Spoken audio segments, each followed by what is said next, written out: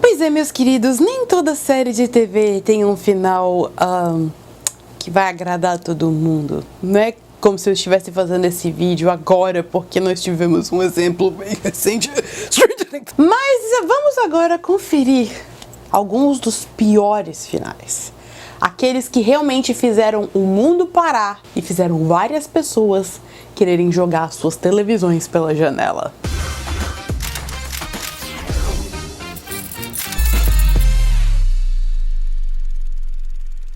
Sejam bem-vindos, Cineimaginários, a um vídeo especial, não é? Sem motivo nenhum, eu estou colocando um vídeo sobre piores finais de série de TV, não é? Depois que a gente teve um final de uma série que, vamos falar, galera, vamos ser sinceros, mesmo que você tenha gostado do final de Stranger Things, no mínimo, divisivo ele foi.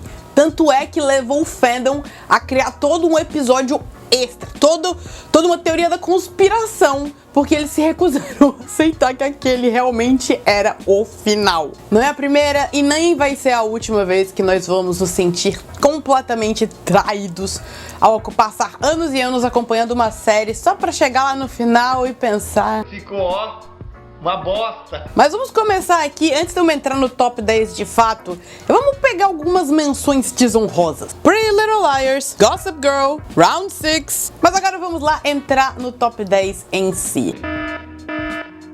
E vão haver exemplos aqui que depois desse tal final ganharam um revival, mas o que eu tô levando em consideração aqui é o final que foi lançado na época e que estava sendo classificado realmente como o final. Se essa série se redimiu depois, são outros 500. E em número 10 nós temos aqui o clássico Seinfeld. Sem dúvida, Seinfeld é uma das séries que marcou os anos 90 e foi uma das mais famosas e assistidas de todos os tempos. Só o episódio final atraiu 76 milhões de pessoas. Até hoje é um dos maiores números para qualquer série de TV. A famosa série sobre nada nos cativou ao longo dos anos, mostrando as vidas de Jerry, Elaine, George, Kramer, mas não trouxe o mais cativante dos finais. O quarteto é preso por não impedir um roubo que acontece diante deles, preferindo rir e filmar o incidente. E aí eles são levados a julgamento. E durante o julgamento tem o retorno de vários personagens que apareceram ao longo da série, que retornam para mostrar o quão terrível é a imagem que eles têm do nosso quarteto de protagonistas. E nossos personagens centrais terminam a série sobre nada,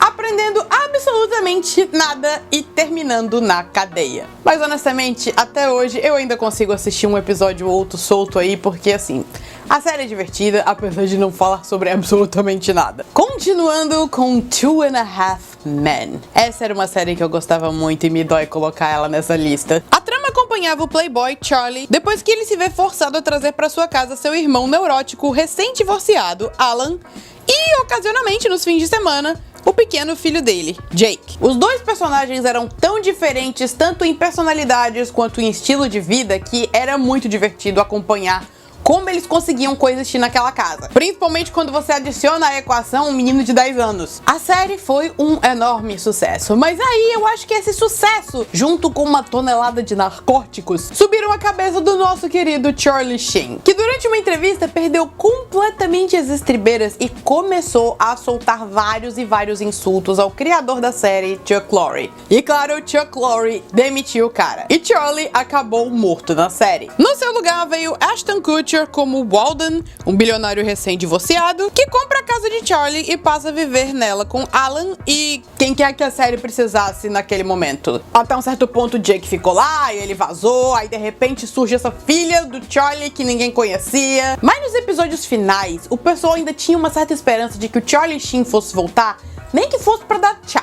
A gente descobre que o personagem, na verdade, estava vivo esse tempo todo com a ajuda de uma animação das mais feias que eu já vi. E ele manda um recado ao seu irmão dizendo que está voltando, quer tudo de volta e que vai se vingar. E a série termina com alguém vestido como Charlie chegando até a porta da casa e tendo um piano jogado na sua cabeça. Pouco depois a gente vê o próprio criador da série, Chuck Lorre, olhando pra câmera e dizendo a então frase de efeito do ator Charlie Sheen: "Winning!"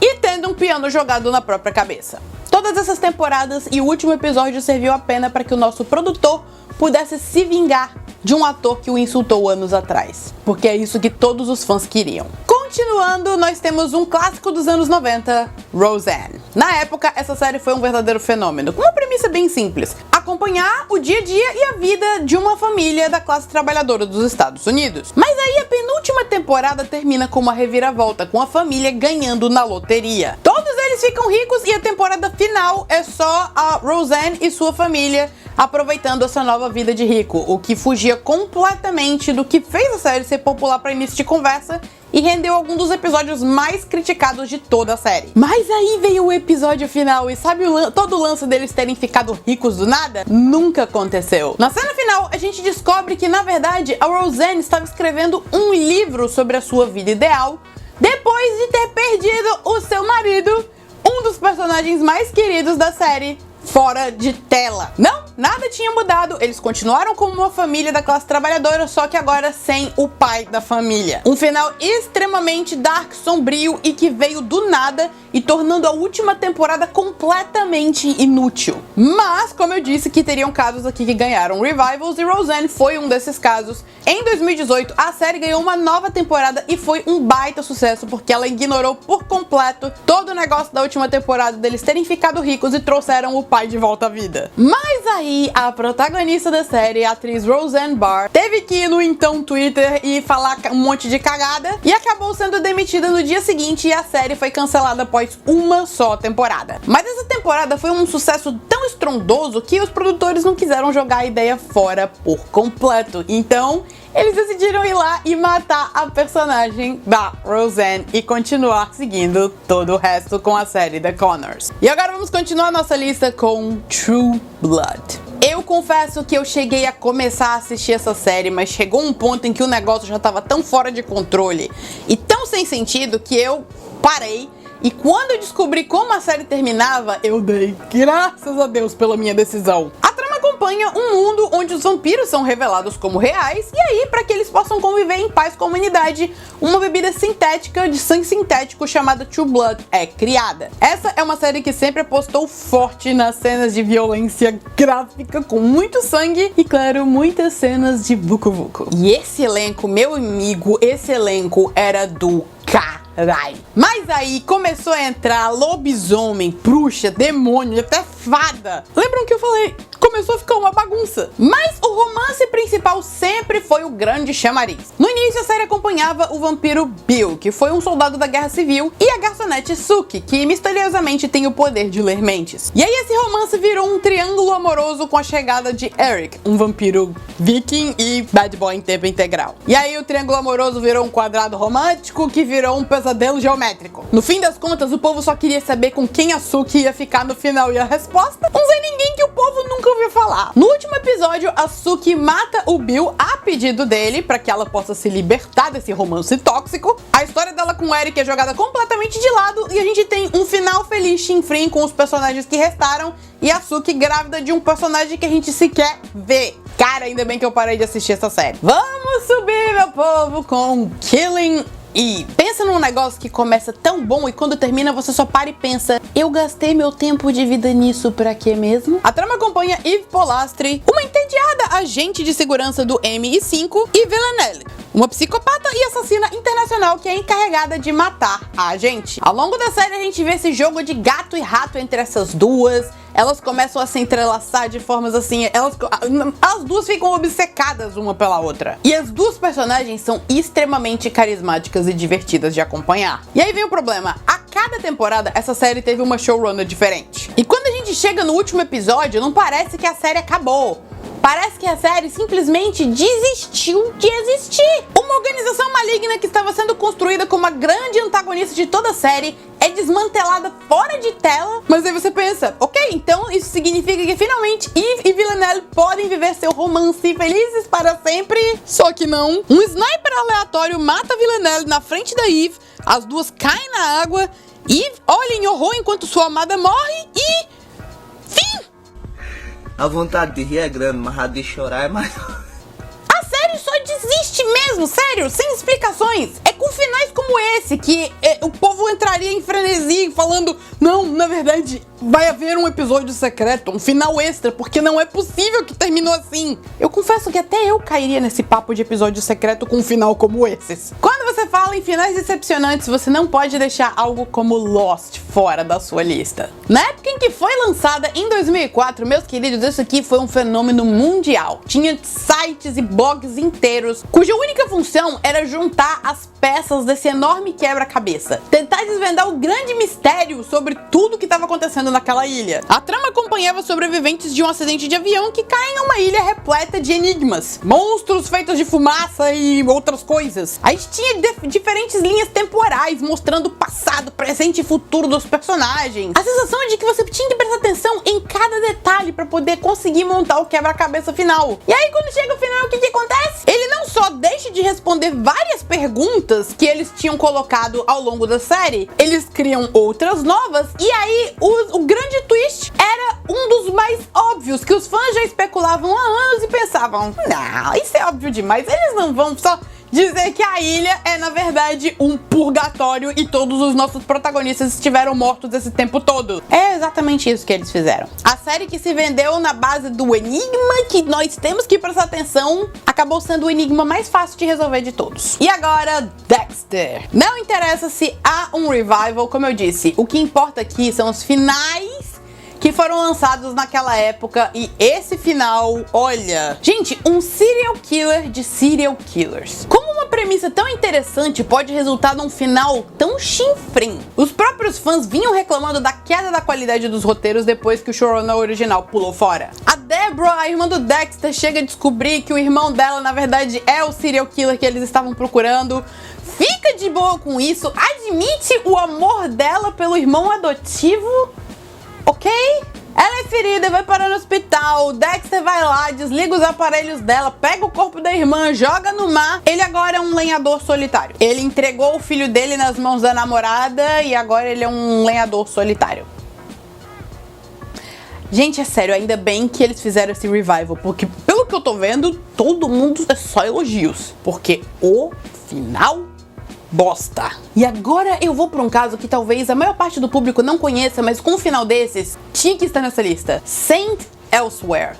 Essa série foi um enorme fenômeno nos anos 80. E era uma típica série médica, sabe? Quem aqui nunca teve a sua fase de acompanhar alguma série médica, acompanhando os médicos e os pacientes e os casos de um determinado hospital? Não interessa. Só pegue e imagine que é a sua série médica favorita. E agora vamos aplicar o final de Saint Elsewhere. E uma pequena curiosidade, essa é a série que lançou a carreira de um certo Denzel Washington.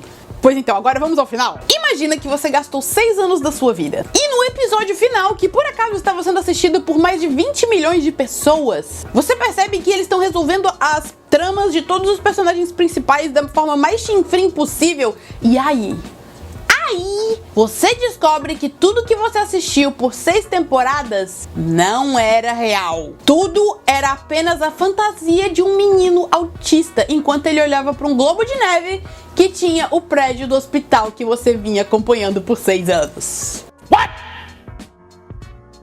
the fuck? Olha, eu sei que o Denzel ficou de boa na carreira dele depois dessa série, mas, cara, tenta imaginar a galera que acompanhava isso desde o início. Eu falei sobre alguns finais que fazem você querer jogar a TV pela janela. Esse é um, com certeza, que se acontecesse com a minha série médica, eu ia querer fazer o mesmo. E o próximo, meus queridos, doeu na minha alma porque eu tive que testemunhar isso enquanto aconteceu.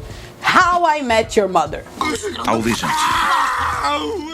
A trama acompanha o arquiteto Ted Mosby enquanto ele conta aos seus filhos no ano 2030 os eventos que levaram ele a conhecer a mãe dos seus filhos. Teoricamente, essa mulher era o grande amor da sua vida. Detalhe muito importante aqui. Depois de vários namoros terminados e candidatas riscadas à nossa lista como a possível mãe da história, na última cena da penúltima temporada a gente é apresentada a mãe de fato, interpretada pela Kristen Milioti. Sim, é a atriz de O Pinguim. E ela tinha uma missão e tanto nas mãos, porque depois de tantos anos a gente conhece a mulher que é pra ser a mulher da vida do Ted. E a Kristen Milioti não desapontou. Pouco a pouco ela ia conhecendo os personagens centrais da trama antes de conhecer o seu futuro marido, Ted. Mas aí vem uma outra coisa muito importante, porque a última temporada foi ambientada em apenas um fim de semana, que seria o fim de semana do casamento entre os personagens Barney e Robin. Outro romance que foi construído ao longo de grande parte dessa série. A Robin já chegou a ser uma das namoradas do Ted, inclusive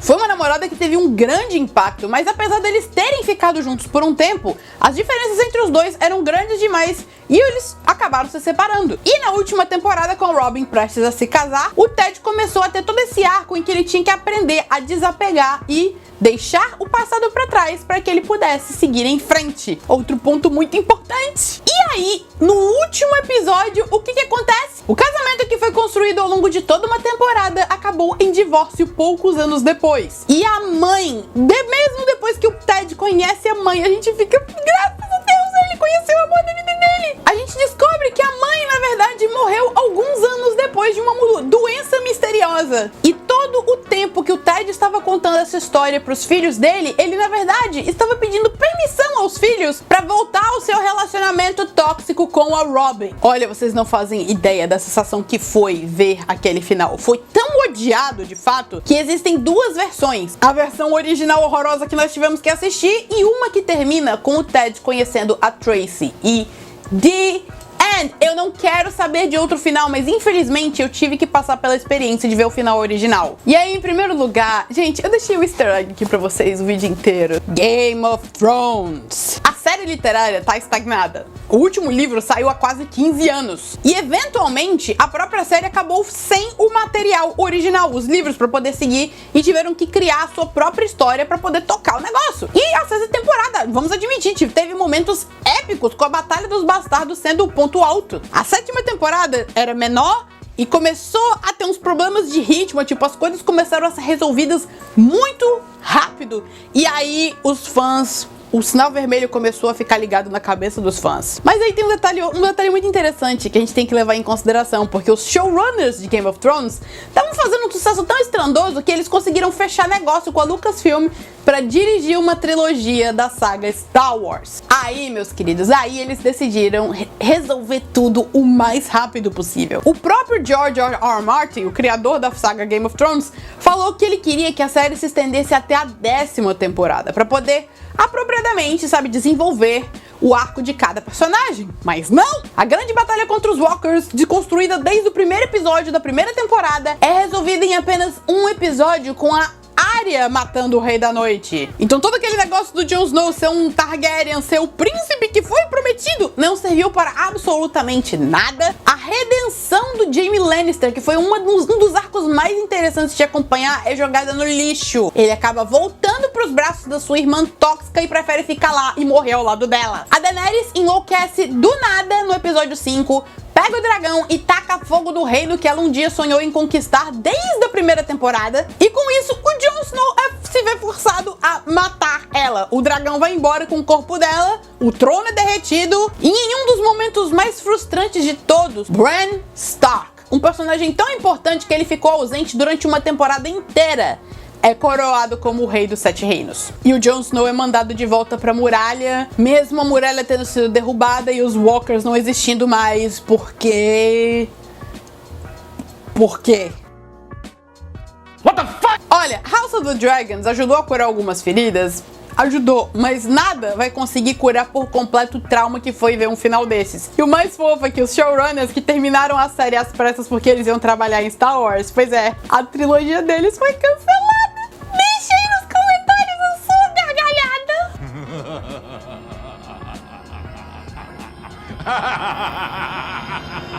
E é isso aí, Cineimaginários, espero que tenham gostado do vídeo. Deixa aqui nos comentários qual foi o seu final de série, assim, aquele mais traumático de todos. Aproveita os comentários para jogar o seu desabafo, quem sabe isso até alivia um pouco a sua alma. Se você não for por aqui, seja muito bem-vindo, se inscreva no canal, clique no sininho para receber a notificação de vídeo novo, curta o vídeo e me acompanhe nas redes sociais para conferir mais críticas e novidades do mundo dos cinemas e das telinhas.